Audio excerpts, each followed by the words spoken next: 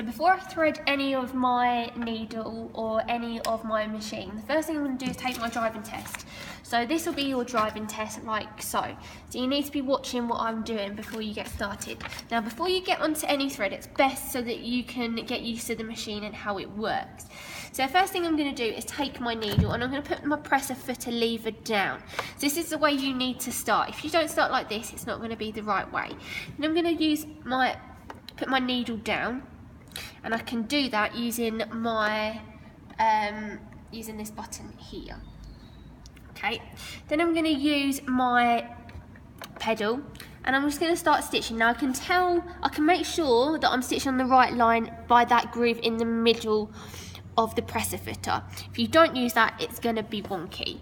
So then what I'm going to do is just press my foot down. Now I would suggest you start on the lowest speed and then build yourself up, because otherwise you could end up going on the wonk and it won't look good. So I'm just going to slowly start going around. Now any lines like so, just go straight up. Then to turn it, you're literally just going to press the foot around, press the presser foot around, and you're going to leave the needle in and you're going to line it back up. Okay? So kind of like a Hegner saw, okay? So then what you're going to do is go back onto it. So press it with your stepper or your foot press. And again, I'm just going to take the presser footer up, move my piece of paper. Now we're doing this on paper so that then we're not wasting any thread or any material. So you might go a little bit wonky, but if you do, that's okay, it's only on paper. So again, I'm just going to follow that line in that groove like so. I'm going to stop again there, press that up and then move that back round. Now you might already see on mine that I already have dots. That's because I've done another example, but that's okay, I'm just doing it again to show you. So again, using my foot press or my pedal, I'm just going to slowly. Now if you feel this is too easy and you think, oh, but it's going too slow, I'm just going to then change, and you can do this too, just change the speed like so. And you don't want to go a bit crazy, you just want to go nice and steady.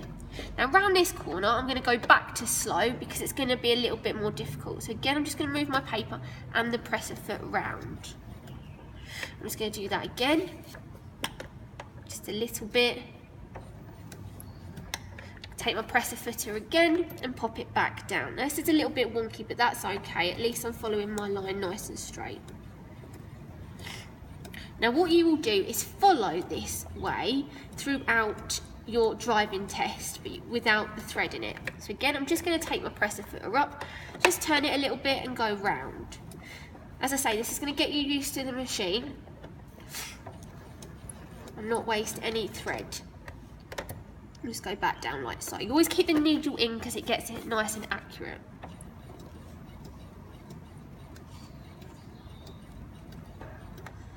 But you will draw your driving test out on your fabric before you get started on it.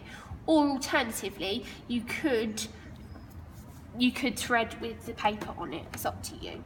I suggest you maybe do it without. I'm just going to move that back round like so. Back round like so.